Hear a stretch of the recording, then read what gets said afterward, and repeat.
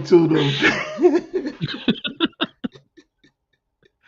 Oh boy. welcome to the Signatures and Finisher podcast. I'm your host DS Walk. And before I continue, I want to welcome in our new audience on Facebook. Hello, everybody. Well, you didn't tell me you were adding something else on here. I did. I told you Facebook, but you was too busy disagreeing with me on the picture I told you to look at. I can't help it. I'm right. And his audio went out. Ah, Typical. am I back? Yeah, typical. See, that's what you forget for disagreeing with the picture I sent. I told you to look at. If you disagree with me, your audio would never went out. Okay, first off, that is not better than Tiffany Stratton. Period. uh, Ladies and gentlemen, welcome to the Signatures Adventure Podcast. I'm your host, DS Walt. Joining me, my tag team partner, my tag team champion. That is the No Yeet Man, Tiffany Stratton's biggest fan. That's Jamie, ladies I'm and EO gentlemen. Sky's biggest fan. I'm Tiffany's second biggest fan. Oh, okay, my bad. He got it right. I didn't. That's He normal. just he just a Ludwig Kaiser I hater don't hate right Ludwig now. Kaiser. He's a hater right I just wish he wasn't El Grande Americano. now. Allegedly. He's the short one, right? uh, I thought he grew about 5-6 inches or a whole foot. I was gonna say closer to like a whole foot. Yeah. But we don't know who really is Americano. I mean, there are like 4 different variations of them. I just want to know when's the original coming back. But we don't know when that one coming. I don't know. I mean, they said his shoulder surgery was pretty serious, so that might be out for a while. Well, dang, by the time he come back, that gimmick would be already be gone. Typical WWE. Yep. Rat, you know what? Can't stand that. I ain't finna, don't get me started. Anyhow, if you like our show, Signatures and Finishers podcast, please like, subscribe, and comment and share our show because it will help us out dearly and I would deeply appreciate it. And so will my tag team partner here. We work hard on this show. We We work do. really hard. And hopefully down the road we'll add some cool stuff to the show. You notice how they don't really Hopefully. use signature moves anymore? Everybody just wants to do their Hopefully, with finishing y'all move. Like support. Huh? they just want to do their finishing move like 15 times in a match. I said nobody does like signature moves anymore. Everybody just wants to do the finishing move like repeatedly. Well, so you trying to say everybody want to be like Brock Lesnar? But when Brock does like his finisher has like meaning. Like he's literally like throwing a guy. Everybody else are like, hey, I'm gonna super kick you 10 times. Or, I'm gonna CM Punk and I'm gonna give you the go to sleep and I'm gonna fall on my knees and you're gonna conveniently bounce off the ropes back on top of me so I could do it again. Like every big match, that same setup happens repeatedly. It's tiring. Or I get it. So you talking about when everybody do the VT trigger about 30 times, and then at the 29 they finally stay down. Mm-hmm. Yeah. Or AEW where they no sell everything until it's something simple like a power slam, and then they stay down for a 3 count. Yeah. Oh, you talking about there somewhere in between they give you the middle finger? Yeah. That's my biggest complaint with AEW is that they like no sell half of the moves, and then all of a sudden they're like, "Oh, hey, I'm gonna flip you off," and now I get pinned by a power slam. Yeah, it has no effect on me. It ain't hurt. Yeah. Not getting So tickets to AEW anytime soon. yeah. So speaking of AEW, there's some AEW news. Everybody's favorite wrestler on AEW, Will Ospreay, who I is one of my favorite wrestlers on AEW, is targeting to be back in the square circle in January. He's been out with a neck injury and other injuries, Surprise, surprise. and he's looking to make his return back in January. I think that would help AEW on a lot of things, especially on TV. You need your biggest star back. There is no news on Swerve Strickland. There's no news on Warlow. They just both gonna be out for a very long time. Swerve will be just fine.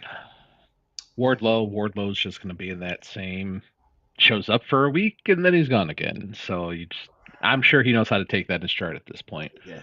Swerve could use some TV off time. Yeah. That'll help him. The one thing though, I am kind of worried about what comes with Will Ospreay is that when he comes back, because look, your neck, that's kind of serious. I'm afraid that he probably won't change his style of wrestling. He won't. He's also one of the people I was talking about with no selling moves. He just randomly, oh yeah, that didn't hurt. We're gonna keep going. But yeah, I told you somebody's gonna break their neck in AEW. It's only a matter of time. And I wouldn't be surprised if he ends up being the first one. Or yeah. If you haven't seen Will Ospreay wrestle, he's one of the greatest wrestlers out right now. He's one of the best wrestlers out right now. Will Ospreay's the type of guy where if you read about him, he's the type of guy where he has been injured for a very long time, we talk about for some years, and he doesn't take time off. He will wrestle through his injuries. Unfortunately, all his injuries have finally caught up with him, especially this neck injury. If you've seen the video, how he got hurt, do you understand why I have my concerns? Because it's only so much high risk moves you can do.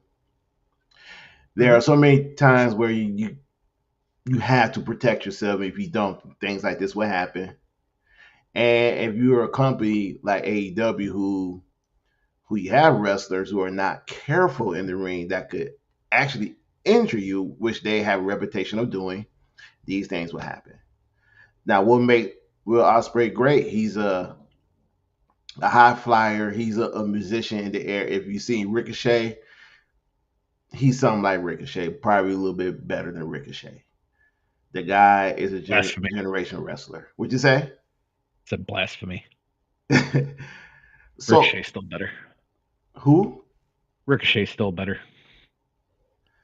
Okay, so you say Ricochet is better, but Ospreay is more popular. But that's what we're gonna go with? Because he says bro every other word. That's why. Or is it because he made a good name himself in New Japan? I mean, yeah, he made a good name for himself. And Ricochet had to suffer. Ricochet, unfortunately, is like partially black and worked for WWE, so it didn't work out too well. Triple H is racist.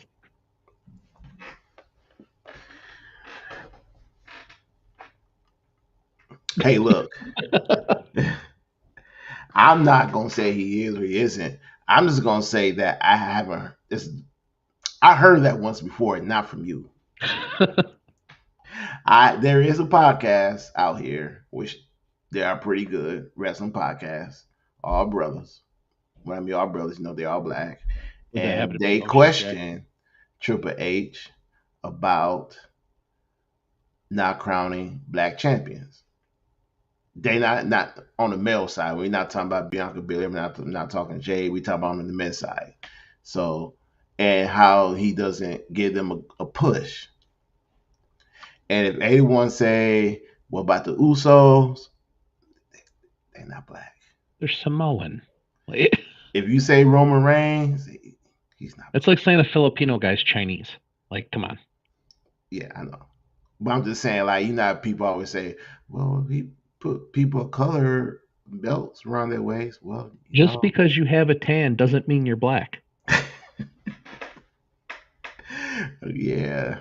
So again, but it's not about champions either. They talk about how you mentioned it, how they fumbled with Swerve Strickland, how not do anything with Carmelo Hayes.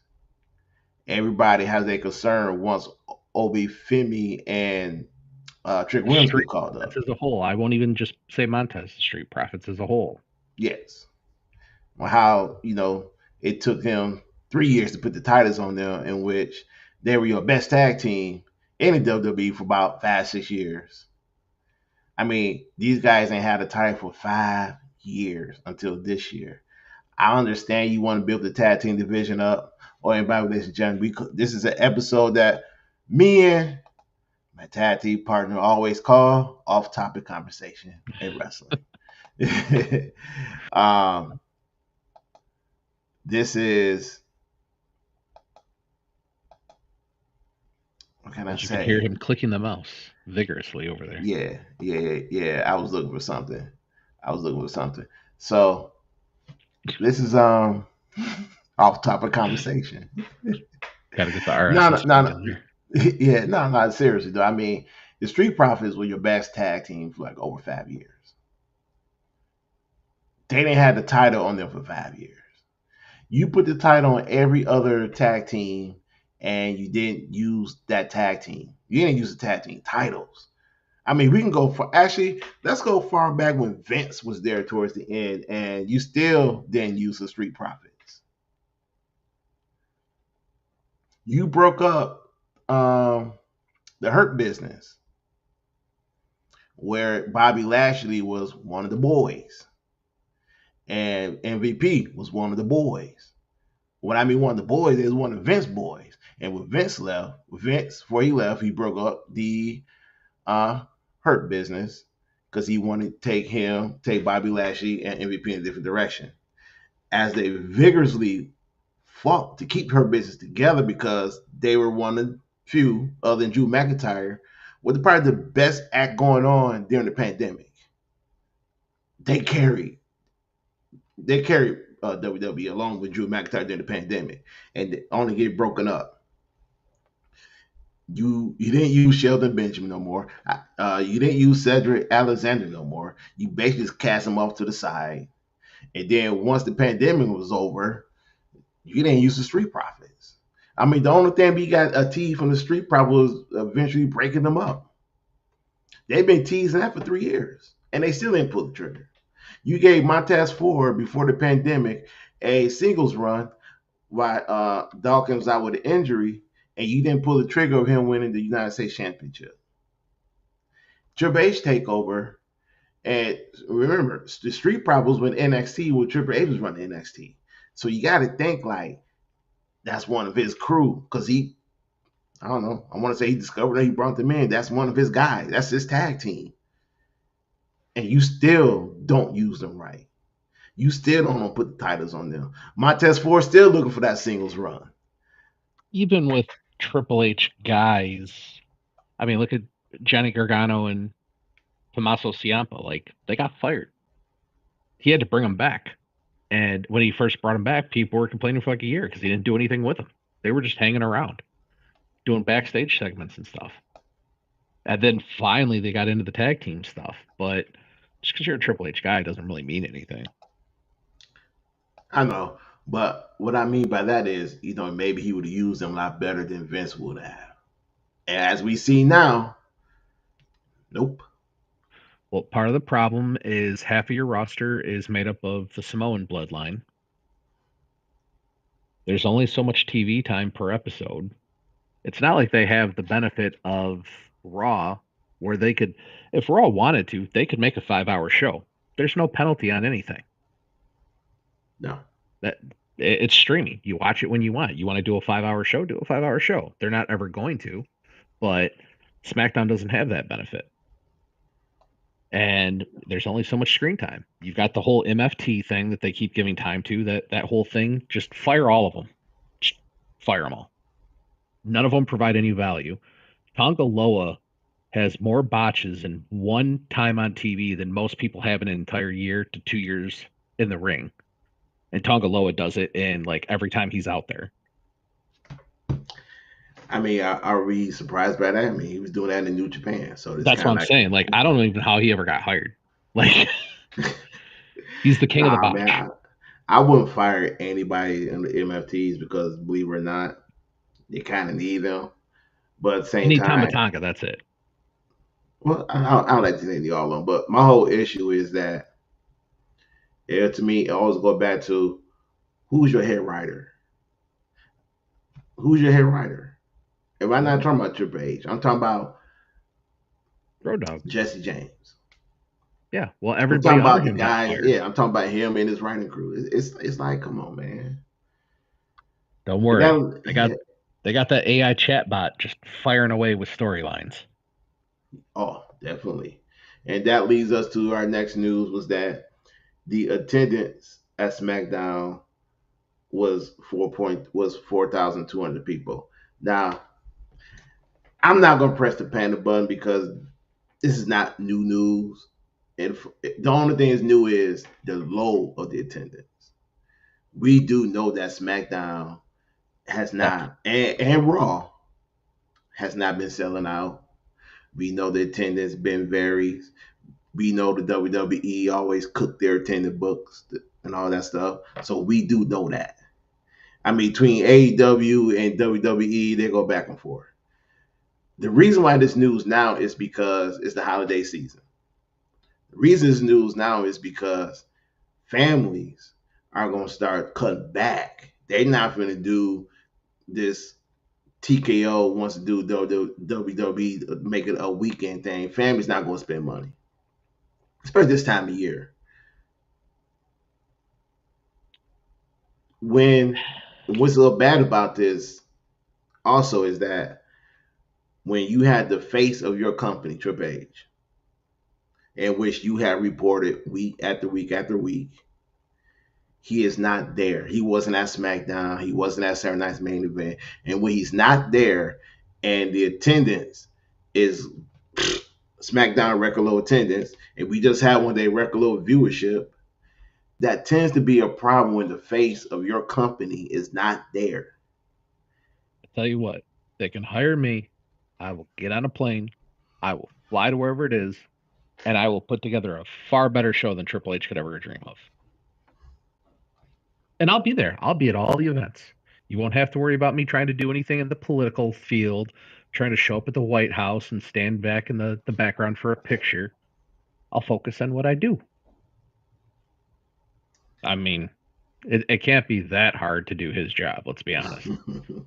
Especially when if you're trying to do your job and make sure that you're not the center of attention like he does, it's supposed to be about your current crop of wrestlers, right? And making them. Why do you always put yourself at the center of everything? Your time in the spotlight is far removed, like 10 years ago. And even then, 2015, you should not have been in the spotlight at all. Honestly, bro, I think that's 20 years ago was his time. Honestly, I think that's a TKO thing because to them, Triple H is their face, and where your face should be one of your top wrestlers, not your guy. Should be. Why is Triple H on the promo material for WrestleMania 42? To this day, I still don't understand. I like, you got don't. Brock on there. You've got Cody. Have you noticed the age of the guys in that picture? Yeah, the youngest guy and the two guys are 40. Where's your up and coming people? Where's your Carmelos, your Dragon Lees, Penta, any of them? You have where's the bronze? Yeah, well, no Rhea. I'm just saying. That's what I'm saying. Like, there's no young talent on there. The youngest guy is 40 in that picture. Yeah, Cody. It's crazy. Yeah, Cody and who else was on there? You got Roman and Brock are both like 40. Well, Brock's like 48. Roman's 47. Yeah, Punk and that's what I was thinking of. Punk and Brock are the two old guys on there with Triple H, and then you've got Roman and Cody are 40. I think it's 42 in that picture too, is he? No, not on the one I saw. It's the five of them. It's okay. Punk, Cody, Roman, Heyman, Brock, and Heyman's in the background. Yeah. It goes to show you that. But yeah, you got none of the women on there, and you have none of the young talent. No. It goes back to what I said, man. TKO doesn't know who is their superstars. They always gonna promote the guys who about our age and about to be out the door. That's all they know. They don't know wrestling. I'm sorry, they don't know wrestling at all. They have screwed up everything that was good in the WWE. All the way down to the presentation of the shows. They use these stupid camera angles and like trying to get up in people's faces now and stuff. It looks terrible. Like, one thing Vince McMahon knew was how to put on a show. And as much as the backstage guys and the talent hated Kevin Dunn knew how to produce a wrestling show and make it look good. These guys now, they got these wonky camera angles and these stupid cuts that they make mid-match and everything else. It just looks bad. The presentation, when these guys come out, the guys, the girls, any of them, it used to be a spectacle.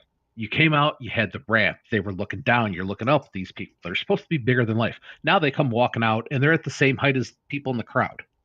That's not a spectacle. That's nothing to get excited about. Cool, you got a big screen TV behind you. That's it. The presentation has suffered big time since Vince was gone. Well, I will say this though. Two things. One, you already know TKO already doing cutbacks. They did really doing Mhm. cutbacks when they ain't bought the company. So I understand about the ramp. But yet they're having record year, profit over profit over profit, record year, but yet they keep cutting back. Yeah. It's one thing. And Vince wasn't afraid to spend money. no, no, of course not. And plus, we already knew that this is what TKO does. TKO. Um, just look at the UFC. The biggest complaint I have is Dana White was not a fan of pro wrestling. You look at all the interviews when they would talk about doing cross promotional stuff Yeah, years ago. it looked Dana forced. White would shit on it every single time. Yeah.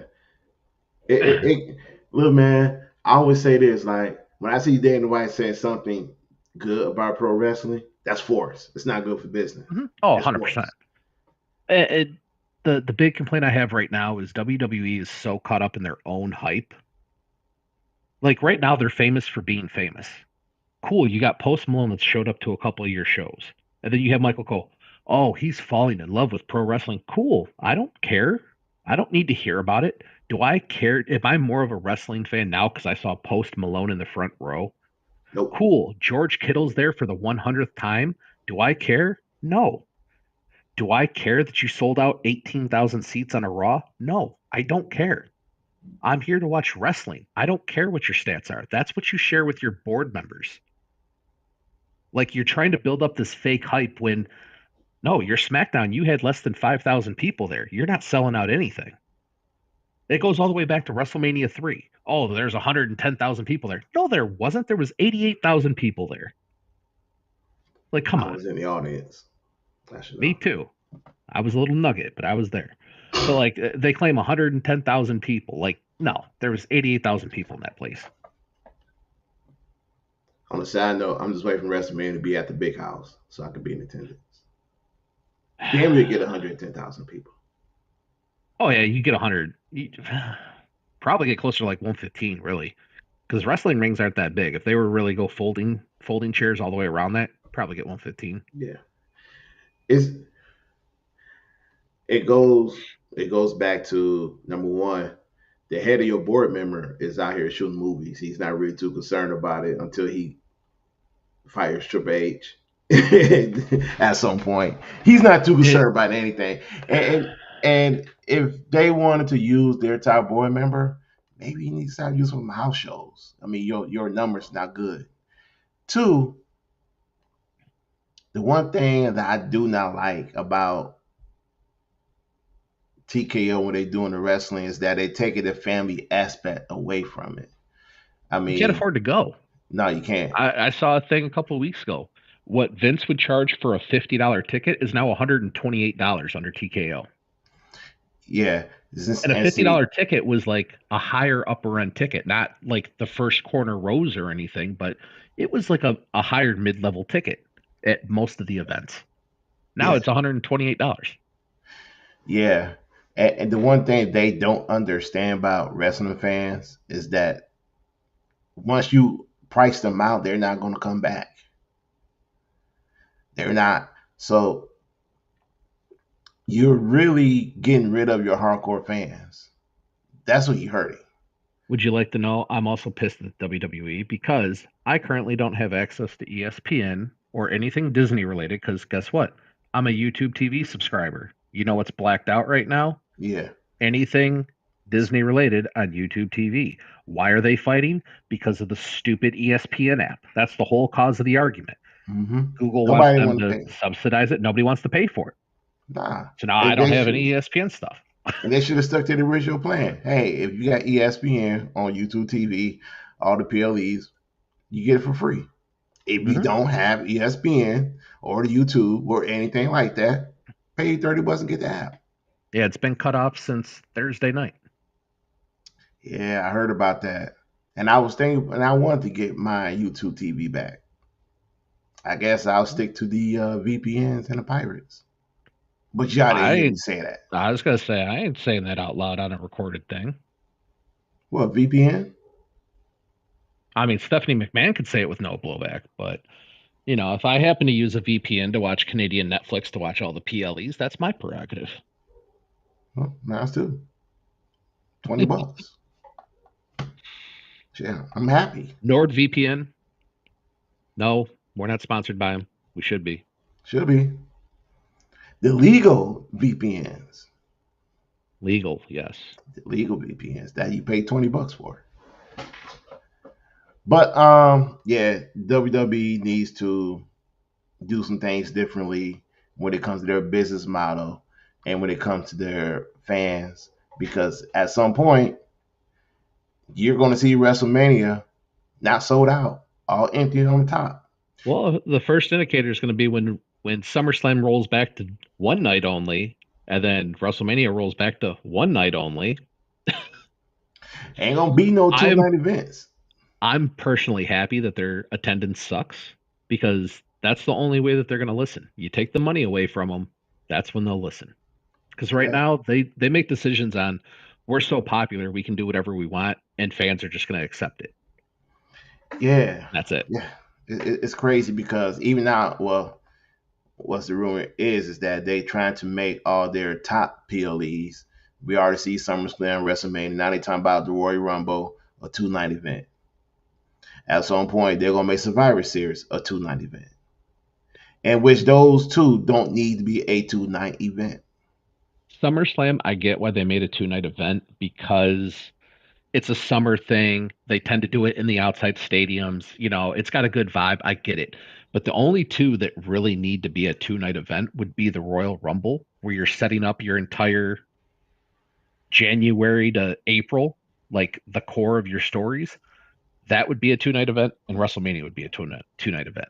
SummerSlam is just kind of like a bonus that's out there. Like Survivor Series, you're really kind of wrapping up the stories that have been happening since April, kind of wrapping them up into the whole December's just that funky month of you might get a little story development that leads into back when they did day one. And day one kind of screwed everything up because that took away the purpose of Royal Rumble, which was to set up the road to WrestleMania and all those stories. But Royal Rumble and WrestleMania are the two that should be two-night events. I mean, like you said, they're all moving to that direction. Yeah. But as far as the ones that need to be, WrestleMania is really if you took the amount of fluff crap that they have in there, you could still get away with one night. Yeah, you can. Well, according to Triple H, the road to WrestleMania starts in November because he usually had everything mapped out. Who's going to be the main we map event. everything out, and I map out a terrible story, and then I have to change it on the fly because I'm stupid. Yeah. Like, yeah. I want to see The Rock wrestle Roman Reigns because I'm the only one in the world that actually gives a shit about it. Nobody else does, but I want to see it, so I'm going to book it. Like, come on. Does anybody want to see a 55-year-old Rock out there trying to wrestle? 100%. I can tell you who. The Prince and Saudi. I was going to say, if you're actually raising your hand. Oh, no, not me. No. Not and that's another problem. If you just want Jamie pissed off today would be the day. I don't care what they have to say over there. You go back to the Saudi Prince and say, look, dumbass, you are single-handedly responsible for some of the worst wrestling matches in the history of any wrestling company of all time. The Undertaker's two worst wrestling matches of his entire career were your dream matches that you wanted to have. Yeah. DX's worst match, also a Triple H match. Goldberg's worst match. Well, there's a lot of those, but probably his worst of the worst was the Undertaker match. All because you want to see these 50-some-year-old guys get out there and do it like they were in their 30s again. Like, come on. Yeah, and that in, TKO and Triple H, and I got to say his name, The Rock, is not going to turn down the Prince's money, especially when he's dishing out millions and millions. And did I say I've millions? never been a fan of public companies. I'll never be a fan of publicly traded companies. They should have never Because been publicly traded. as Vince McMahon quickly learned, yeah, you can make a lot of money real quick, but you lose control of your own company.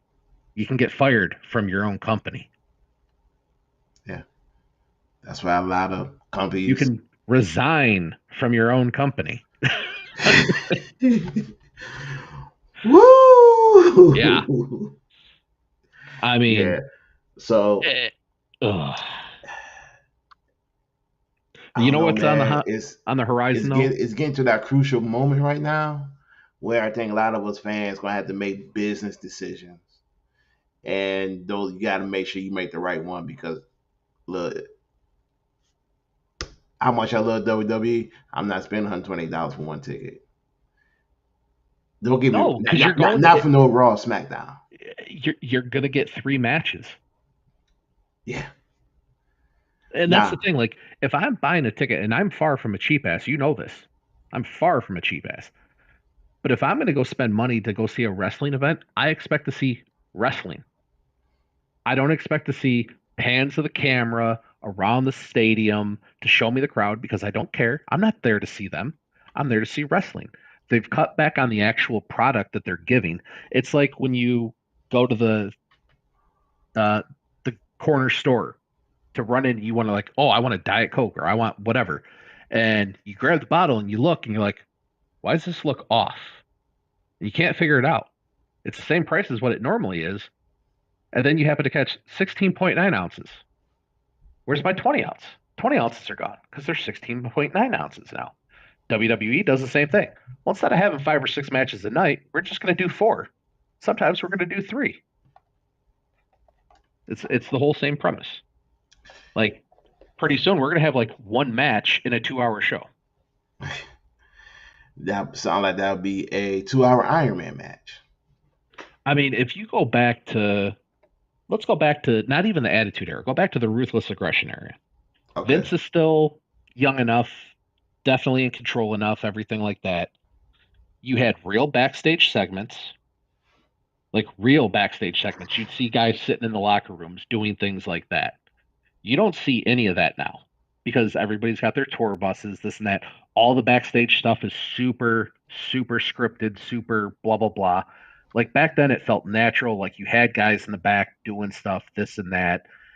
And you had 5 to 7 matches on a Monday Night Raw.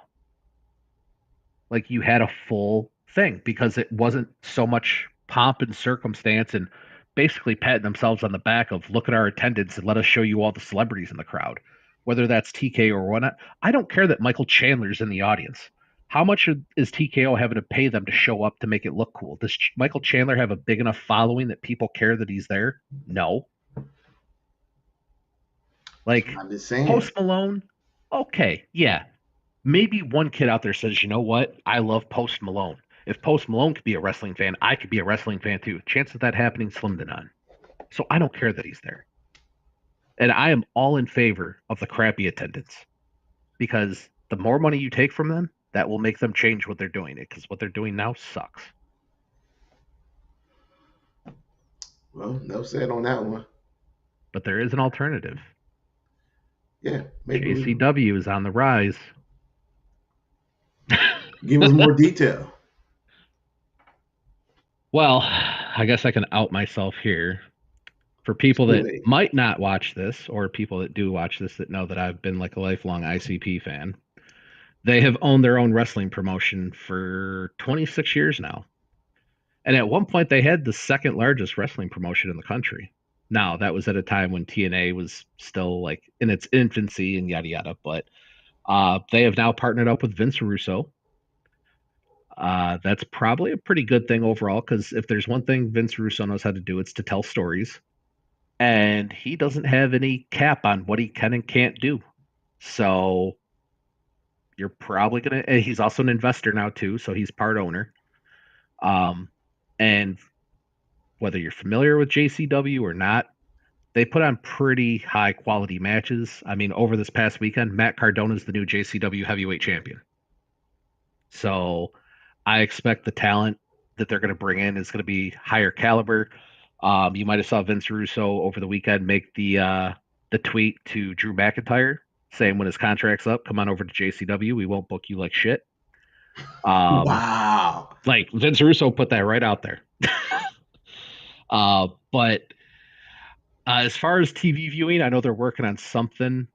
They do have a YouTube channel that you can watch like all their old episodes and stuff, but it will be a good alternative. And I know they are sinking money into it. And if there's one thing ICP has, it's definitely money to throw at it. And they are actual wrestling fans, so they do try and put out a really good show. Okay. That's good to know. I mean, you got Matt Cardona, so you got somebody good to watch right off the bat. Might even get Karrion Kross. Hey, don't get my hopes up. Hey, they're known to pay really well, so I wouldn't be surprised. Hey, that's anytime you get a promotion. I don't want to say starting back up again, but anytime anyone is doing big things in professional wrestling, it's good for business.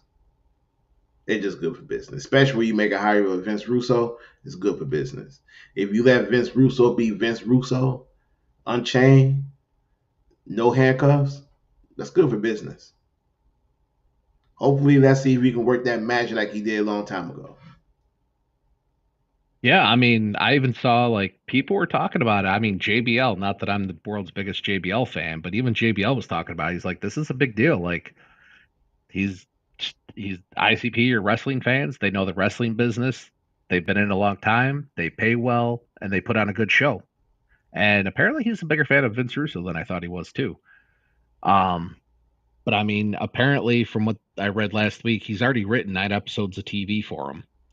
So he's hit the ground running. So I expect Matt Cardona to be around for a good long while because they just got him as champ over the weekend. Cool. Now I am not gonna lie. I am kind of surprised because I hear numerous interviews where Vince Russo was saying that he is done with wrestling.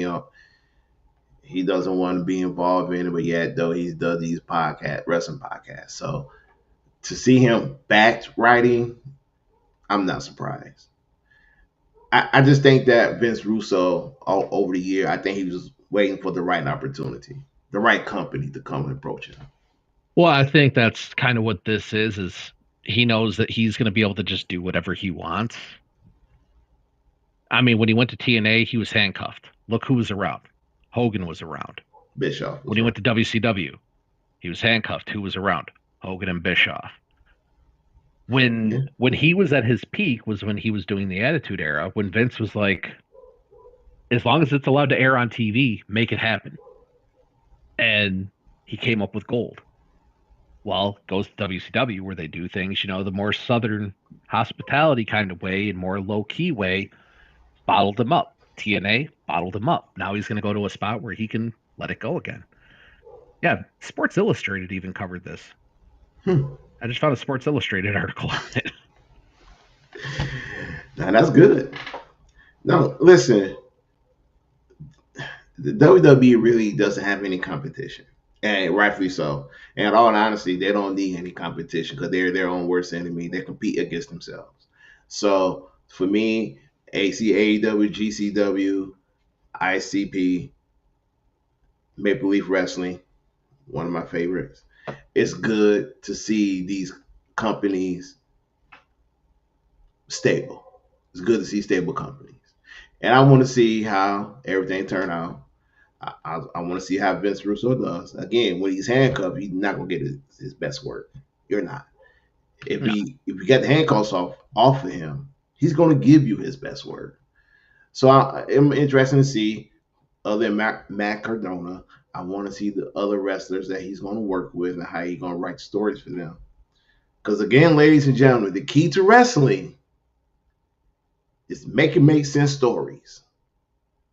If you have a story, make it make sense. If it doesn't make sense, nobody's going to watch. What's a good example of not making sense? You mean like how your biggest star in your company for the last 25 years, his final match is being determined by a tournament? I don't have a problem with that because it is something different. You disappoint me. It's different. And I didn't want them just to name a final opponent. I wanted them to make it special. I didn't expect a tournament. I'm not gonna hate on it. I want to see how this turn out. Now, if you're gonna do a tournament, if you really want to press me, and when you said, and I quote, other wrestlers from other organizations, okay, cool. So is that means that you guys swallow your pride, talk to Tony Khan, trying to get Edge or some of the other guys? No, it No, means they're going to take one of their AAA guys and bring them in, or or one of their TNA. TNA. Yeah. Like, So it would impress me more if you went to Tony Khan and said, "Hey, look, John Cena is going to retire. We want to use some of your guys that he wrestled before, or some of your guys who would love to step in the ring with John Cena, wrestle in this tournament. Good exposure for your company, good exposure for my company. Everybody work hand in hand." what it comes down to is, hey, the little vignettes that we were playing of Gunther walking and showing his dress shoes, not really catching any fire with that. So how can we conveniently work Gunther into this? Because our AI chatbots aren't really coming up with anything good right now. So why don't we just have a tournament so that way we could just have Gunther win the tournament and wrestle John Cena? Like, hey Gunther, here's your reward for winning a tournament. You get to wrestle the guy, and yeah, he'll put you over, and that's really all you get. No story, no build up, no nothing. Hey, you get to wrestle me because you won a tournament. Like, Again, it's bad. we know how WWE how it's gonna play out, but I hope they do something different. Let's hope WWE that loves their this, tournament brackets. yeah, they do, but let's hope that the tournament that they're gonna start, let's hope that it continues stories for certain wrestlers.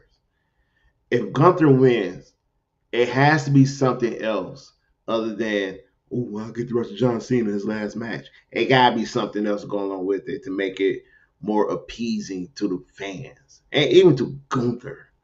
I mean, if I'm a wrestler, yeah, cool. It's nice to wrestle John Cena's last match, but what else is there for me? Well, the problem I have with it is if at least if you had him come back, he could come out and set up a feud with Cena by just coming out and yapping. Hey, I should be the one to wrestle Cena. I already retired Goldberg. I can retire Cena too. Say whatever you want, spin it however you want. At least have a build up there. Coming out and saying, "Oh, I want to win this tournament because I want to wrestle John Cena." Like, who cares? Right. And listen, I'm upset because they broke up Ludwig Kaiser and Gunther. That was a dynamic right there. Ludwig Kaiser that was his talking. That was his guy. He did the talking for him. Can you imagine Ludwig Kaiser and John Cena head to head on the mic? It would be good. It would be good. Gunther and John Cena on the mic, and I don't get that same feeling. The match itself, I do. Gunther's not good on the mic. He's not good. Nah, Kaiser was He's his talking too piece. proper, and that's part of the problem. Is he's too proper when he speaks. Yeah, Kaiser was his talking piece. Mm-hmm. That's what I miss. You broke them up. You should have never broke them up. Well, especially because you didn't do anything with Ludwig. Like, he had that feud with Sheamus, and now he's El Grande Americano. Because, again, why of all people did you pick him? Was he just the guy in the back when you were walking through, like, shit, we got to find a replacement real quick? Because they had nothing for him, and when they should have put the IC title on him when he was feuding with Sheamus and Braun Breaker, it made a lot of sense that you put the IC title on him, but they didn't want to do that. No, they always do things too late. So what we're gonna do is we're gonna let you hang around the background, and then once Chad Gable get hurt, we're gonna put a mask on your face. Because that's gonna up your marketability. Again, think of the wrestlers in WWE that have masks on. And they never masked wrestlers. Right, yeah, they don't do anything. Wow. And again, even though it was expected, WWE is just burying Drew McIntyre on the regular. Like, you build them up, and then you just let him flatline. You build him up, you let him flatline. Hey, that's a good segue right to Saturday night's main event. And that was one of the main events. So, to everybody who did watch Saturday night's main event, y'all seen Cody Rhodes defeat Drew McIntyre. Me and Jamie went over the scenarios, and W had their scenario. The problem is they didn't do the right thing by Drew. So now Drew McIntyre lost again in the last man standing match against Cody Rhodes. Oh And no, it was a regular match. It was no DQ match. oh, no DQ match. We might as well say his last man standing is DQ. They're all the same. There's no different no more. So Drew lost again. I was hoping it'd be honestly, I was hoping to see a title change, but I didn't get it. I was hoping, but they clearly want Cody to go heel, but they don't know how. They're so scared to do it. They keep doing these little hints. Like it's one thing when you're actually building a story to drop the little hints, but it's like they're doing these things like, oh, how are the fans going to react? Like we'll do a little thing, but we can't have them go too far because the fans might turn on us. The fans are so ready to cheer for Drew. Like you can feel. Look at the comments of people. Oh, he got screwed again. This and that. But like people are sick of Cody. Why they ever put the belt back on him, it still doesn't make any sense to me. Drew could be champion this entire time. He And could have beat Cena and been fine. they're even booing. Well, they've been booing Cody for a while now. I mean, Cody doesn't offer anything. He comes out, he's got his little theme music that people love. He does his little thing with his coat on. That's it. Like you see him in every major match. He always wins.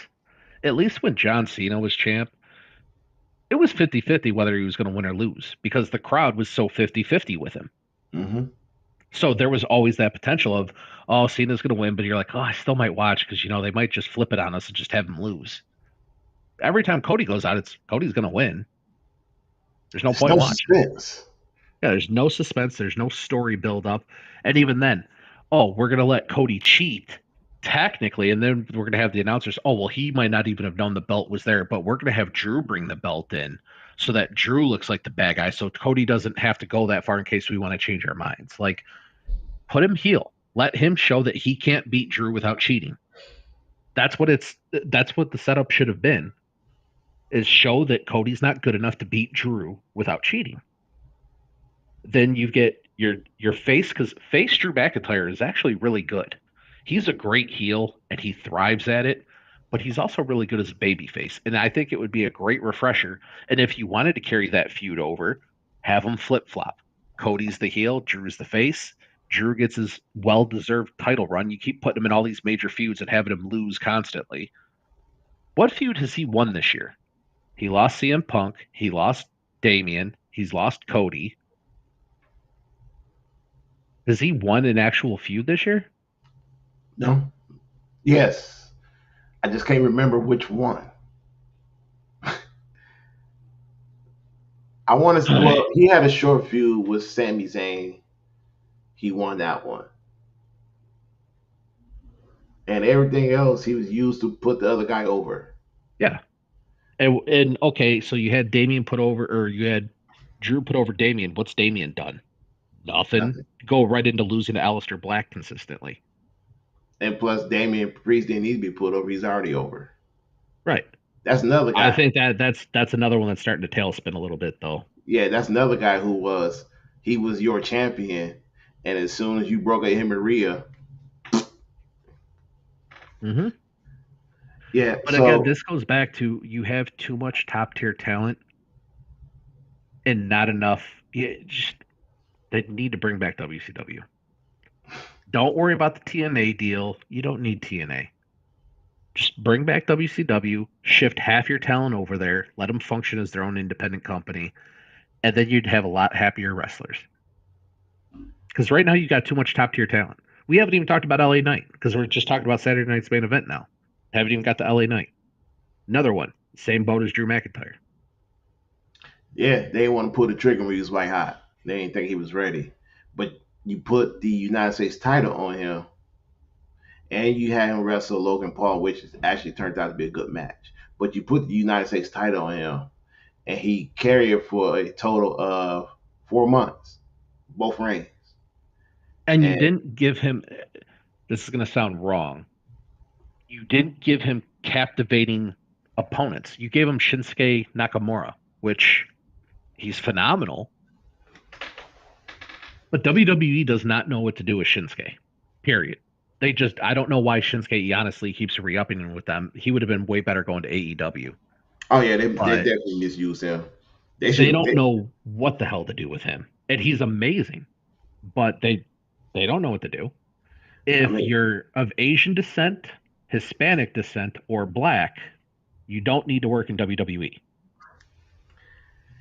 It's amazing how someone like Shinsuke, who was a major star in one of the top companies in wrestling, he gets to the WWE, they determine he's a mid-carder. That's a slap in the face. Yeah. It's a slap in the face. And the only time he wrestled for the title, if I remember, was when he fought AJ Styles. Yeah. That was a long time ago. Mm-hmm. I have, unless I'm missing something, he has a sniff heavyweight championship. Well, that's why they were reporting that he was looking at leaving. And then all of a sudden you find out that he renewed a contract. And it's like, why? Leave. They're not going to do anything with you. Money. Because they don't know what to do with you. It's the same thing they did Escobar. They threw some extra money at him so he would stay. And what happened? They threw money at him. They were even rumbling that he was going to show up last Monday. He was there last Monday. Oh, hey, guess what? Got nothing for you tonight. Don't need you tonight. Sorry. So, hey, we got you under contract again, so you can't go and do your thing anywhere else, but you go sit tight. You know what? Go pop up on the couch for a couple months. We'll call you. I mean, look at Shinsuke. We haven't seen him in months. He popped up out of nowhere. Now he's in a tag team with Rey Fenix. Look at Tamina. Tamina's still getting paid. And she's been on the sideline for 2 years, 3 years. But yeah, she's still getting paid. Yeah, we got nothing for you. Don't come. Yeah, like, and that's what they're both getting to. And Tony Khan's guilty of it too. He did it to Rey Fenix. You know, if you want to. Well, wait a minute. I didn't mean to cut you off. You know the difference with Tamina, though? Your cousin is the top of the board. He's the top board member. Hey, cuz, I've been sitting home for almost 4 years. When can I go back to work? You know, there is that thing that not every competitive person wants to be that competitive if they're getting paid. In all pro sports, you do have those guys on the team that once they get paid, they don't try that hard anymore. They're perfectly content sitting on the bench as long as they're getting paid. You know, that's why contract years are so big. You always get their best performance when it's a contract year. Once they get that contract, the numbers go back down to mediocre. I'm sure there's pro wrestlers that do the same thing. Oh, perfectly happy to sit at home. Just keep sending me the checks. I'm just saying. I know Tamina's a little older. And I know a few times I've seen her on reality TV, she wants to wrestle. She wants to get back in the ring. But it's kind of hard when no, it's not that hard when your cousin sits on top of the board. B, y'all have a close relationship. B, the man just bought you a house. Not too far where he lives. Yeah. Hey, cuz, we're not gonna go back to work. Oh, I'm not working on the board today. No, that's when he calls Ari and says, Ari, call Hunter, make something happen. Now, again, do I necessarily want to see Tamina back? No. Was she really talented? No. But she could bring something to the women's division. She would at least bring something in a Nia Jax quality back. That's really the only benefit that you would have. No. What did I say? What did I say what Jade Cargill needs to do? She needs to wrestle a veteran wrestler who is big, who is somewhat hurt. Somewhat like I just said, she's like a Nia Jax type. Yeah. She's a veteran wrestler who knows what to do in the ring, and she'll work wonders with Jade. But we ain't gonna get to Jade yet. We still on Drew. I don't understand this dynamic of Drew McIntyre, Cody Rhodes, and Randy Orton. I don't. because Randy Orton is the wild card here. He either going they said he's either going to RKO Drew or he's going to cost Cody. What are you waiting for? I seen the feud with Cody. I'm sorry. I seen the feud with Randy Orton and Drew McIntyre. I don't want to see that feud no more. So for me, it's about, hey, if you're gonna cost anybody, go ahead RKO Cody and Problem Drew. is, they're scared to turn him heel. But And well, if he RKO's Cody now, that would mean that Randy's flipping back to a heel, not Cody. Everybody has seen heel Randy Orton for 20 years now. The babyface Randy Orton just out there having fun. People are enjoying that. well, that I agree And with, but again, if Cody doesn't have the title, there's no reason for Randy to attack him. And Cody's going to lose the title sooner than later. 100%. I mean, you see it. Oh If yeah, you don't see it, you feel it. You know that his title reign is about to come through. And if it don't happen in Survivor Series, it's definitely gonna happen after Royal Rumble. yeah, it has to. If you just look at comments online, people are so frustrated of seeing Cody as champion. It's like instead of the wrestling environment in WWE like evolving and taking shape and everything, when Cody has the title, everything just comes to a stop. And not in a stop of like, oh, we have to stop and like be in awe of what's going on. It just comes to a stop and everything goes flat. Yeah, Because what's going on in WWE right now? You don't have a bloodline story. You don't have a Seth Rollins story. I don't know how many people are honestly truly vested in Braun Breaker and the Vision. Again, you don't have them in their reasoning of we don't have Braun or Bronson in the tournament in the Battle Royal tournament because they might get cheered. We need them to be heels, but they might get cheered for turning on Seth. Well, maybe you didn't set it up very well. If that was your no, concern, sounds like that was a storytelling problem. it was. And I kind of think when it comes to, I guess we call them the Vision, but I don't think they're the Vision anymore.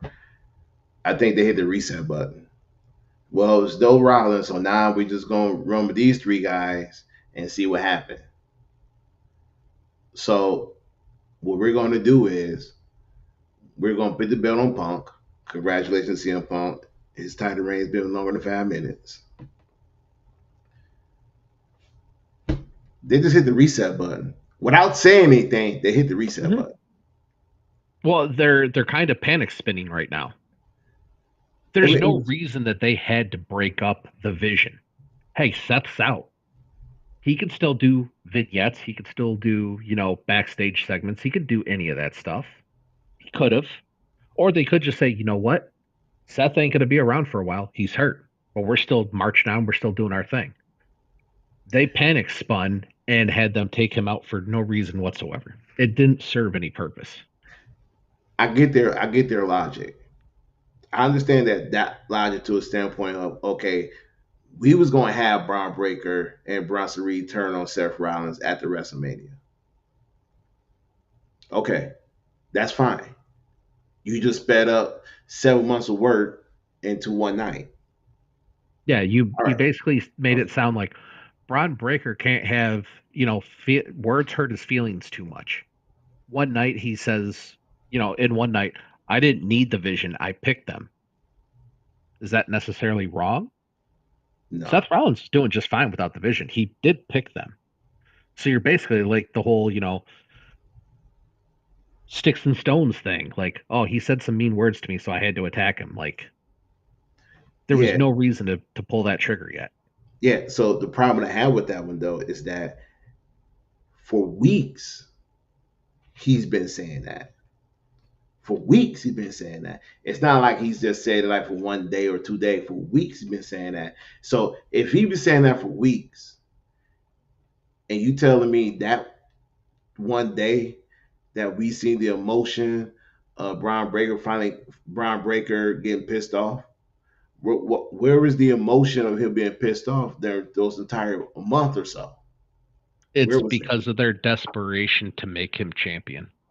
Like it's coming out of their pores. Like you can see it. They're going to do anything and everything they possibly can to make sure Braun Breaker becomes a champion as soon as possible. And again, I say why. I still have not seen anything yet that wows me with Braun Breaker. Can he run the ropes really quick? Absolutely. Fastest I've ever seen. Does he have a really good spear? Sure. But when you have the announcers trying to say, "Oh, he's added a new move to his repertoire, a flying shoulder tackle," what does a That's flying not shoulder true. tackle look like? Looks like a spear. Like he's not doing anything that's like, "Oh wow, we haven't seen this before," or he's doing this at a whole nother level. Like he's doing a solid job. Does that mean he deserves it more than LA Knight, Drew McIntyre?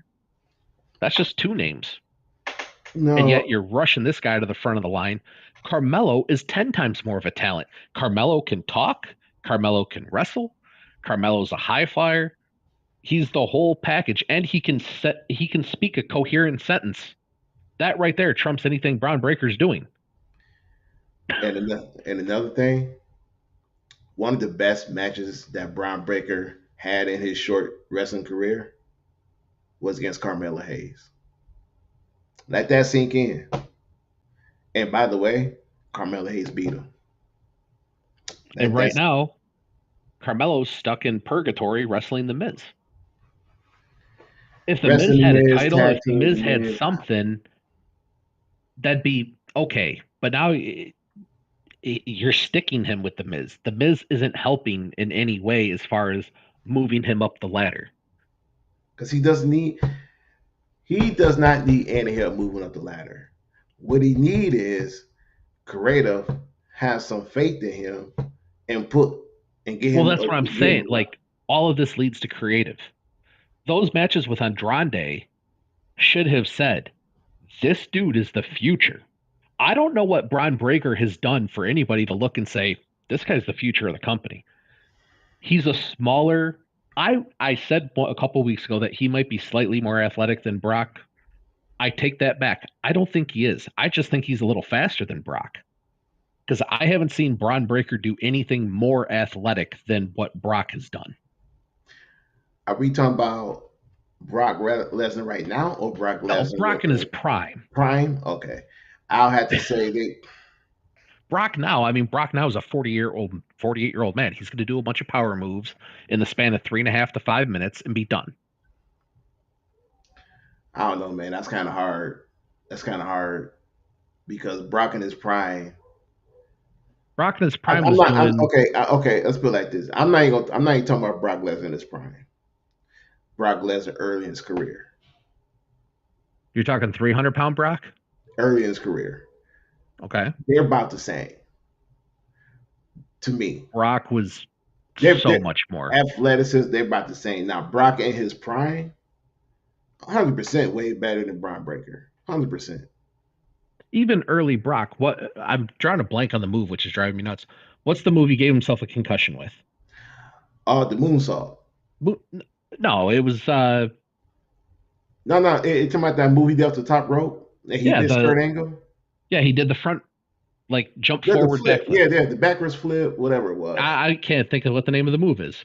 It's I thought it was a terrible. moonsault. Is it? Yeah, I guess it is a moonsault. Yeah, Yeah. it's a moonsault. Even John Cena, like when he gave himself a concussion, Batista was surprised. Like you go back and look at interviews, they're like, he used to do this all the time in house shows. He did it all the time in OVW. That's why they're like, when he did it and all of a sudden he came off short, they're like, the hell? I mean, yeah, Braun has a Frankensteiner. Okay, cool. But you're talking about a 300+ pound guy doing a moonsault. Like, just in an Yeah, athletic perspective, yeah. But at the we same also, age in their careers, Brock has him beat. but we also have to acknowledge that the WWE is not going to allow Braun Breaker to do certain moves. Is that just a fact? They're not going to let Braun Breaker. They want Braun Breaker to be. They're happy with Braun Breaker where he is right now. A copycat What of Brock Lesnar and Roman Reigns all in one. 5 moves, 3 to 5 moves. That's it. I mean, just imagine if Braun is allowed to do more than that. Maybe we'll look at him a little differently. I mean, when he was in NXT, he was doing more. Mm-hmm. Now he on the main roster. They want him to be this guy. Prime example, his uncle was And that this way. guy is not impressive to me. Yeah, look, prime example, his uncle Scott Steiner was that way. I remember this. You remember the Steiner brother when there was a tag team? Scott Steiner was doing all these crazy moves. He wasn't Yeah, as Scott big. Steiner was like multiple time best wrestler of the year, like Yeah, back in the and day when they actually yeah, tracked that stuff. yeah, and he wasn't as big as he was later in his career. But He once, was still pretty jacked though. That's what people no, he forget. was When they jacked. were the Steiner brothers, He was Scott jacked. was still bigger than Rick. Yeah, he was jacked. But I'm talking about he didn't have muscle over muscle on top of muscle. Uh, But the, basically, what I'm saying the is that steroid stack got a little bit bigger in the yeah, late '90s. yeah. So basically, what I'm saying is he is like his uncle in the way of when he early in his career, Braun Breaker and Scott Steiner were doing moves that for guys their size they not expect to do.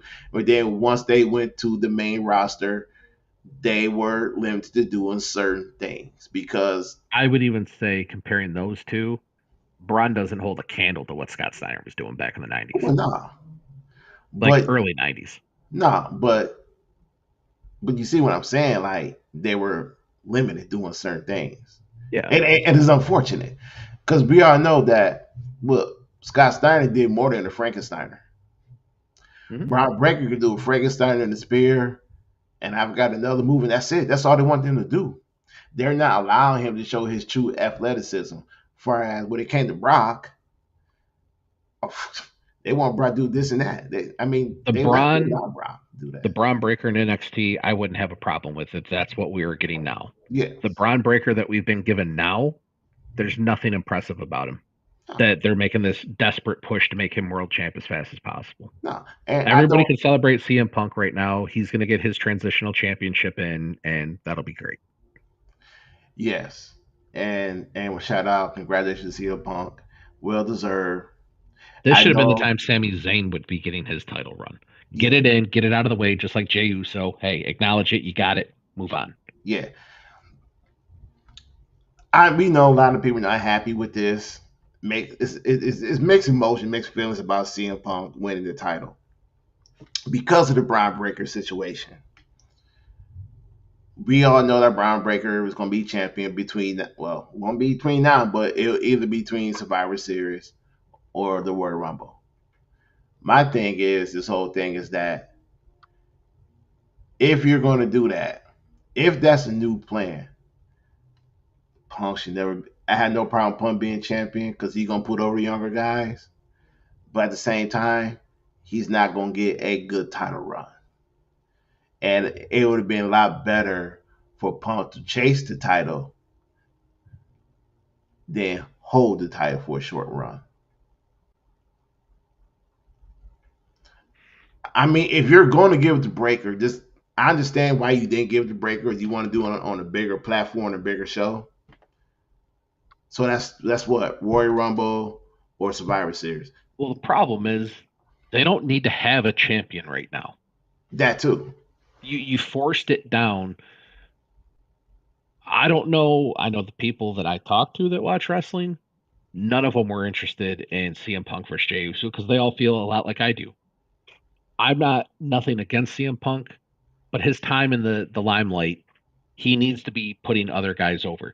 And in certain situations like this, him losing to Braun Breaker is going to get the desired effect. You beat a big name, you're going to get your first title run, it's going to be a big deal. So it makes sense. But CM Punk doesn't need it. This would have been a good time for Sami Zayn to get the title.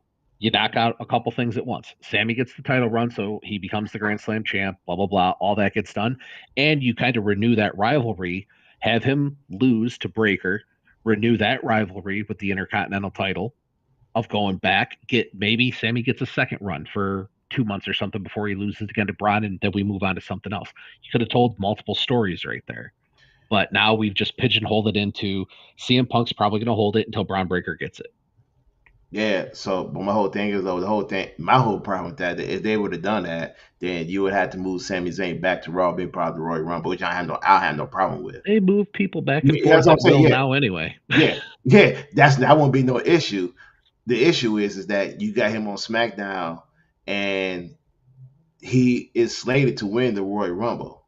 So my thing is though, like if you got him slated to win the Royal Rumble, and he's going after the Cody's championship, it would have made a There's whole lot no of way in sense. hell Sami Allegedly, Zayn. I should say allegedly. I'm just saying, there's no way Sami Zayn should ever be main eventing a WrestleMania. Period. None. Man, look, I consider same thing about the Usos main event against You Sami don't need to Zayn tell me. and Kevin Owens at WrestleMania. I could say the same thing with Jey Uso main event last WrestleMania. I did not actively watch WrestleMania. Again, I was playing video games because that was more interesting to me than watching it. I had it on. I glanced up every few seconds. But that was it. I have no issue, man. I had no issue with Me and it. you were both becoming The guy, watercolors on the screen. I'm just going to put that out there. yeah, yeah. I have no issue with it. If your dream is to main event WrestleMania and win the Royal Rumble, if Triple H can make that happen, great. But make it happen when it makes sense. If Sami Zayn, if you're gonna put Sami Zayn in that battle royal, he wins it and he beats, I don't know. I would not say I would not have him beat CM Punk. I'll have him fight Jey Uso.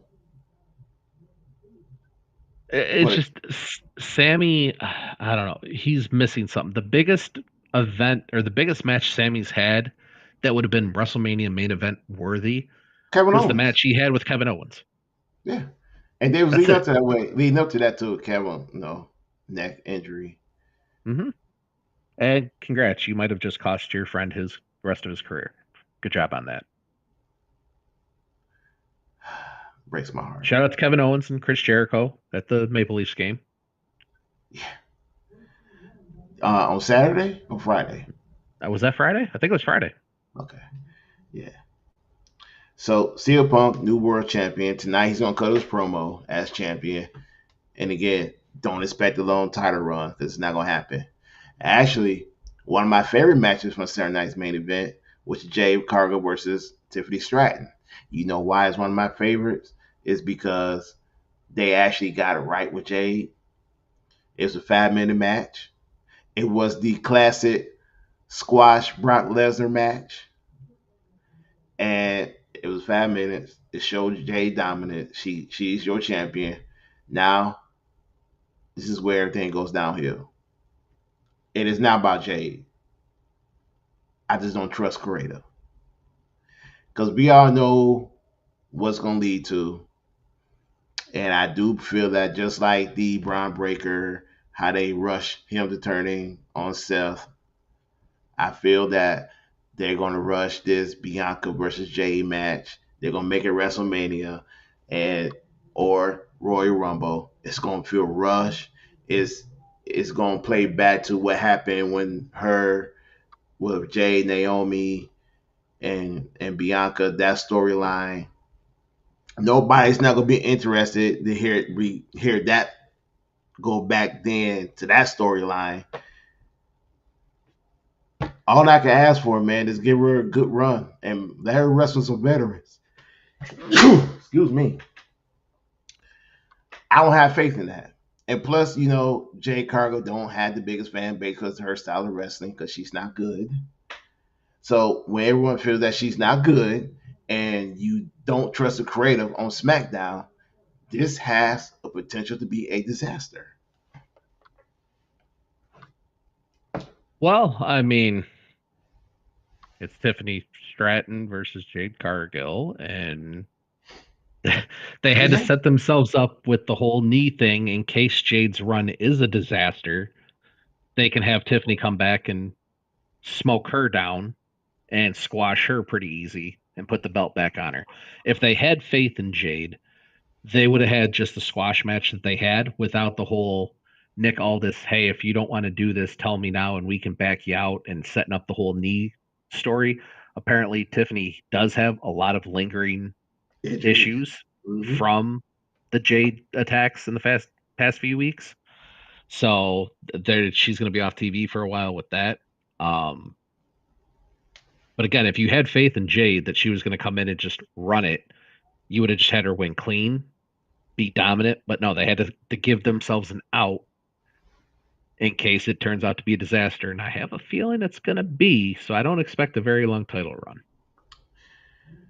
Yeah, I don't expect it either. Again, it's what we talking about. It has nothing to do with Jade as far as her in ring performance. It's about you, we just don't trust creative of doing right. I Well, I mean, also question her work ethic too, but that's a what? totally different story. Yeah, everybody does, but it's just that, like you said, they gave himself an out. If she don't like the world on fire, let's say her first month as a champion, they got their Well, I out. mean, think about it. It's on her. She's going to have to set the world on fire because you've got Rhea Ripley sitting on Raw. You pulled Sami Zayn over to SmackDown. Why wouldn't you just grab Rhea and pull her over? And they'll strip Right, her of that title real quick right, because Rhea's gonna knock it out of the park every chance. right. And look, they already said that they're planning on putting a title on Raquel Rodriguez. They didn't say what title they was gonna put on her. So yeah, she's gonna have to set the world on fire, and not just her. You know, the writers got to be on fire too. Road Dogg, I mean, he gonna have to do his his DOWG best work and try At to. this point with WWE, don't look, don't watch WWE for any storytelling. Just watch it for the potential matches. That's what I've woosah'd myself. Bad boys too. Just rub your ears, say woosah. Yeah, That's what I've had to basically do with myself with WWE. Don't watch it for quality stories. It's not a male soap opera anymore.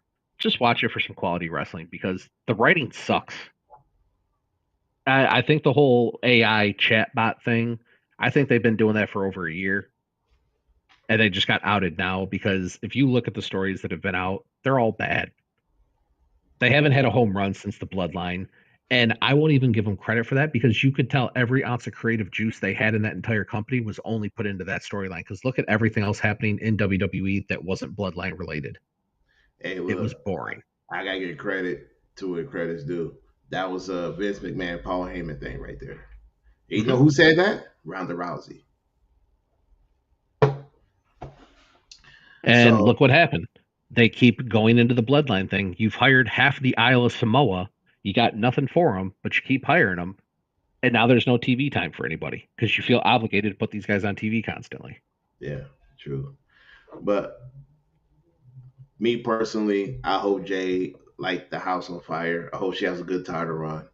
And I don't care how long her title run is. I just want her to just do well, prove everybody wrong that she deserves to be champion. She has it in her to do it. She just needs to do it. Yeah. And look, I can't remember who said this, but it's hard to overcome bad creative sometimes, especially if you're not a John Cena. It's hard to overcome bad creative because John Cena could do things on the fly. That's why he's the greatest. It is. It's very hard. I'll give you that. Like, again, creative can make you a star, We can it can break you. keep you from ever being a star. There's certain people like John Cena that can succeed despite what you give them. Yeah, because he's one of them LA few. Knight is on that cusp. I mean, WWE is actively going out of their way to censor things that he's done. If you saw the whole thing of him holding up the sign when he was he coming back from the match or going, yeah, he was coming back from the match and he took the guy's sign. And it was something about Jey Uso getting in that match instead of him.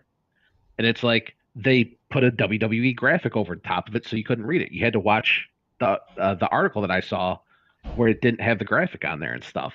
Like WWE is going out of their way to bury LA Knight slowly.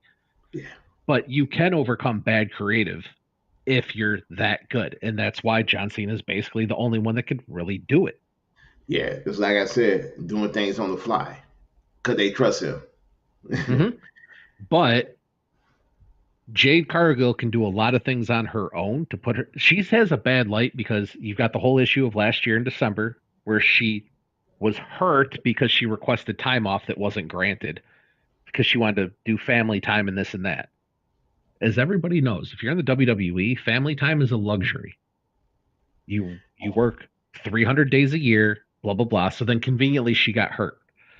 WWE's coming up with a lot of excuses for her over the years, even before she got into the company. When everybody knew she was signed and she still wasn't showing up, well, where's Jade Cargill? Triple H, oh, Jade's going to come out when she's ready. No, just come out and admit it. She's not up to par. We're making sure we're giving you a finished product. And then Jade Cargill doubles down. Oh, Triple H knows I'm going to come out when I'm ready. No, you're not anywhere close to ready.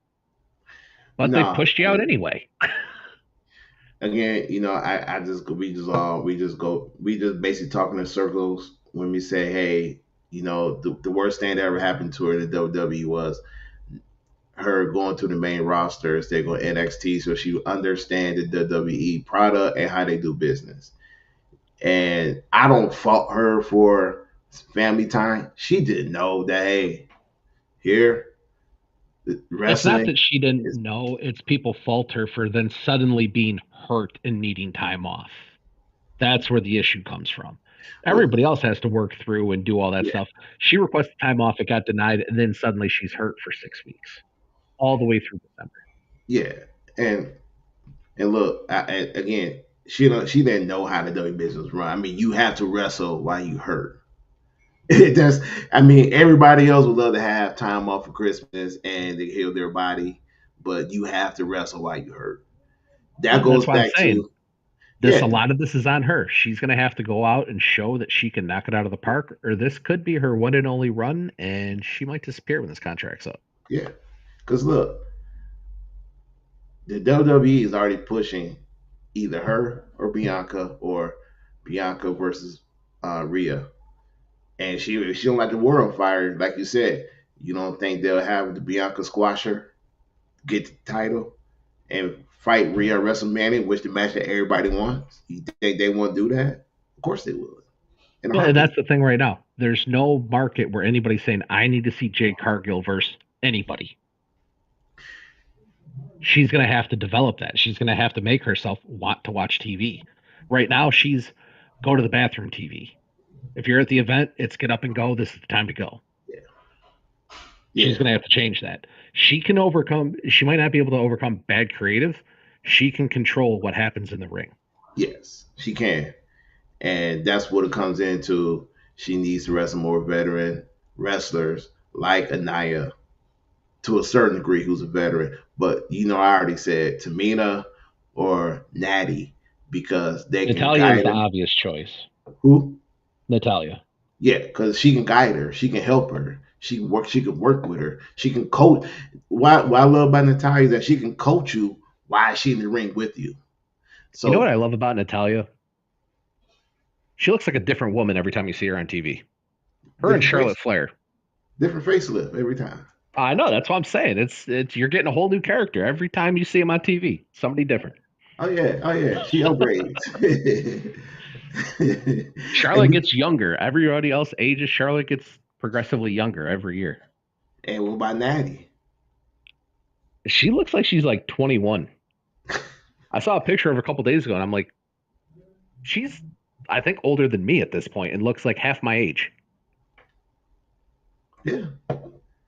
But hey, TJ likes it, so he's cool with it. I mean, he's got a pretty good gig all around. Yeah.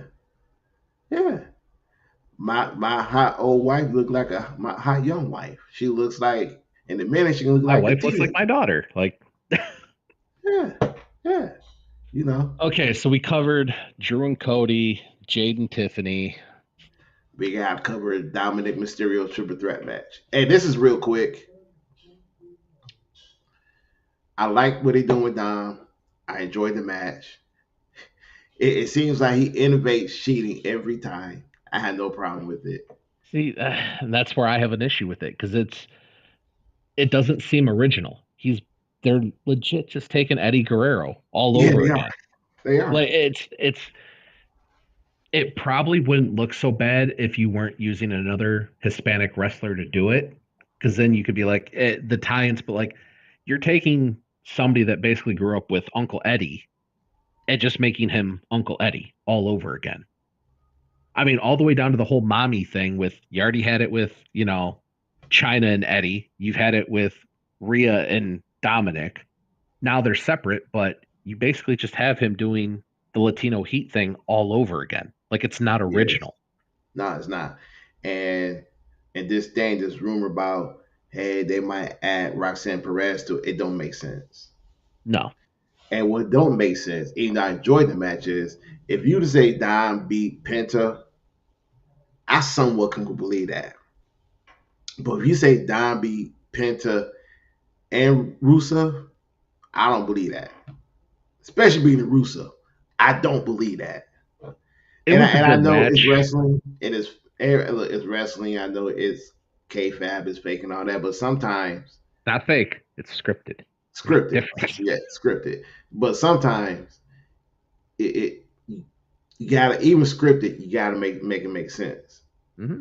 Don B the Penta, okay, but Don B the Penta and Russo, not so much. And like the whole bell ringing thing, that was creative. I like that. That was funny. Yeah, But he still should have lost the match. I mean, he's already got the AAA title. yeah. Like, we don't need to do a belt collector with Dominic Mysterio. I promise you, we don't No, need no, that. no, it's not So, gonna work. That's not gonna work at all. And look, I praise his work. Dom had done some of his best work. Just see, this is where I got a problem with the WWE and them dragging out these storylines. You know, it's leading to Dominic Mysterio versus Finn Balor. Go ahead. This should have been the Judgment Day should have broke up at WrestleMania. They should have broke up a year ago. It just this is one of the storylines that I feel stop slow dragging it. Just go ahead, give us Dom versus Finn Balor. It makes sense now. It been makes sense. Just give it to us. The Judgment Day is not even a group anymore. no, They, they not, haven't been for so long. they ain't been a group since The Rhea. Judgment Day is a tag team. It's Finn and JD. That's it. You look. You already basically told us that Roxanne Perez and Raquel Rodriguez going to do their own thing. We see that already. We know that Roxanne Perez and Raquel not going to be a team much longer once Liv come back. We see that already. Just go ahead, get this over with, and just go ahead and give us Dom versus Finn Balor at Survivor Series. Look, JD McDonough and Finn Balor got a match against the new tag team champions, Dragon Lee, AJ Styles. Mm-hmm. I guarantee you in this match, we're gonna see some Dominic Mysterio interference. This should be the night where everything go boom and break up. Well, I don't disagree. Judgment Day should have been done a long time ago. Yeah, and we already see that Dom already got two feuds going on. One with the Judgment Day, which hopefully we get that soon, and two his WrestleMania opponent, good old dad. Yeah, we don't need to see that again. We're going to see that again. I don't need to see Rey Mysterio wrestle ever again. We're going to see that again for the Triple A Championship. Oh, Good. excuse me, Show at that on Triple AAA. Mania. I'm sorry, not at WrestleMania. I Triple was like, Mania. WrestleMania is a long time away, but Well, so is Triple Mania, but we're going to see that, and because Dom is over at Triple A, and so is Rey Mysterio, and how they've been yeah. always interact on the show, we're going to see that match again for the title. I mean, El Vikingo needs to get that title back because he's amazing. They're not going to put it back on him Oh no, they're not. because he's not over with the fans. How bad is it that the champion you had, handpicked by the WWE, where the fans wanted Alberto Del Rio to be champion instead of Valkyrie? Sandel, Yeah. that's bad. And I don't get it because Vikingo is amazing. Like he's a really good wrestler, but I don't know if maybe he just doesn't stay around in one spot too long, and that's part of the issue. But I mean, again, it's the whole like Mercedes Monet thing. What is what does Dominic do when he has the AAA title in WWE? Nothing. Nothing. Just shows it off. He sets it on top of the IC title on his stomach and walks out to the ring. That's it. Yeah. He doesn't even when he's doing interviews or like the backstage segments talk about, hey, I'm the AAA Mega Champion. Like he doesn't even shout him out. Doesn't even Like promote it. yeah, that's what I'm saying. Like it's not doing any good. You might as Nah. well put on one of the AAA guys that's down there wrestling all the time. Yeah, because it's their title and their wrestlers Yeah. actually promote it. Yeah. So that was Saturday Night's main event.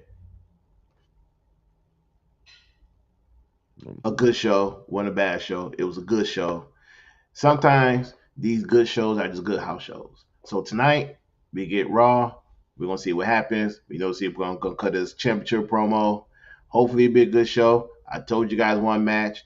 AJ Styles, Dragon Lee, the champion, versus the former champions JD Madonna, who is a very underrated wrestler for the work he does, and Finn Balor. And of course, we will see Stephanie Bakir and Nikki Bella versus Roxanne Perez and Raquel Rodriguez and a bunch of and Bailey and Lara Vakira. I forgot who they're wrestling, but we're gonna see them in action tonight. Oh, against the Kabuki Warriors. I don't know how that happened. Yeah. But right I now, mean, I heard nothing about Io Sky or Rhea Ripley. Nothing at all. yeah, they pivoted with the Kabuki Warriors thing pretty quick. Um I can't think of what the logic was or anything of that aspect of why they pivoted so fast. I mean, Because that was again, Rhea didn't have anything else going on. Io's whole thing was that going on. They have no reason to feud with each other right now. There's no title for each of them to go after for each other. So I guess there ain't gonna be no tag team championships either down the road either. which again for me personally is fine. I hate those thrown together tag champs. It drives me nuts. So I'm fine with that. Like the Kabuki Warriors, they've got a tag team name. They do their thing together. But like the Charlotte Flair, Alexa Bliss type thing drives me nuts. You don't need to come out separate. You don't need to do all that stuff. Hey, they best friends. Yes, of course they are. Until WrestleMania. Until Alexa Bliss goes dark. Oh wait a minute, she is dark. Yeah. As far as the Wyatt Six thing, I know I sent you the thing on that last week. I've seen it. Why we haven't seen them. And IRS is not in hospice. Mika, his daughter, came out and said he's not in hospice. He's actually in a rehab center, so he is getting better. He's not in hospice. Another off topic. IRS was just a great heel wrestler. They don't make guys like him anymore. No, I mean he was solid at what he did. He took a stale ass gimmick They made it work. and made it work with $1 Million Man.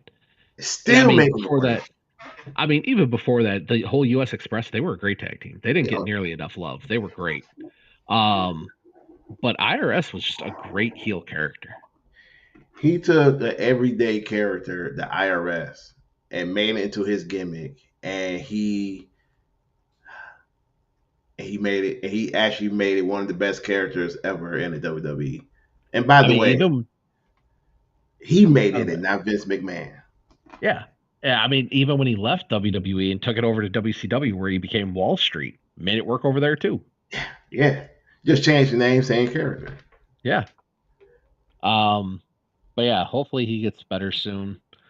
He looks to be on the road to recovery now that he's in a rehab center, not hospice. So it's a big change. You know, a lot of our legend wrestlers, you know, they're older and look, they're not in the best of health.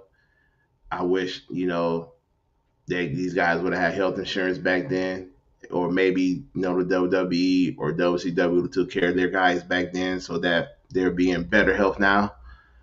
Hmm. So just keep Mike Rotunda in your prayers. Hey, Barry Randall was in the best of health. He recovered. So um, hey, if you get the time, go on YouTube, look at some of your old favorite wrestlers.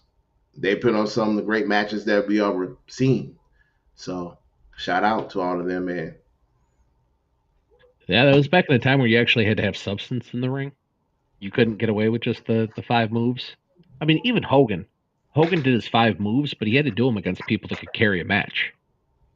The Pipers, the Macho Mans, the King Kong Yeah, Bundys, the Andre was a spectacle, so I don't even count Andre because Andre was super limited in a wrestling ring. Hulk Um, Hogan was so pissed that everyone thought he couldn't wrestle. You said it, and I've seen the videos numerous of times. He went to New Japan and he showed everybody that oh, he's he can more than wrestle his five ass moves. off. Yeah, and he can do stuff in the ring. Hmm. Again, it's this everybody is following that Vince McMahon formula. I I don't need to think do all of this. Do 3 to 5 moves, and you're good. I get kind of why Vince McMahon wants him to do that because the more he can tell them what to do in the match, the safer he can keep the champ, which means the healthier he is having the championship, which means the more we can use him. Hmm. Now that you see what kind of damage a consistent leg drop does to your ass and hips and everything else, I'm still surprised you see so many people do it, especially somebody like Nia Jax, where that's a lot of weight coming down on that hip bone. Yeah, But I mean, we see um, John Cena do that drop from the top rope. yeah, yeah, no, just no. Um, I had a buddy Nick when we were doing backyard wrestling that broke his ass bone from doing that. So no, there's no way. I would never do it. We gotta get your buddy Nick on the show and tell that story. We could get Nick on here. He'd do it for sure. Yeah, and I'm He'd sure, do it for quite sure sure. Nick still watch wrestling too. Oh, he does. He Yeah, we does. gotta He's get one him of on the the ones show. I talk to. Yeah, we gotta get him on the show. Tell that story. Great I could get him story. on here. That wouldn't be hard. Nah, hey Nick, come on the show. Okay. Yeah, it'd just be a phone call. Hey, why don't you come do this? Yeah. And then I'd probably have to spend like 5 minutes convincing him to like show his face on camera and talk and stuff. But you know, Yeah. some people are shy. We just throw a makeshift free gift at him. Yeah, yeah, could do that too. Yeah. All right, ladies and gentlemen, that's been our show today, Signatures and Finisher Podcast. And remember, like, subscribe, and comment on our show. And remember, get a signature finisher. Please. Please do. We're tired of everybody doing their signatures finisher as a setup move.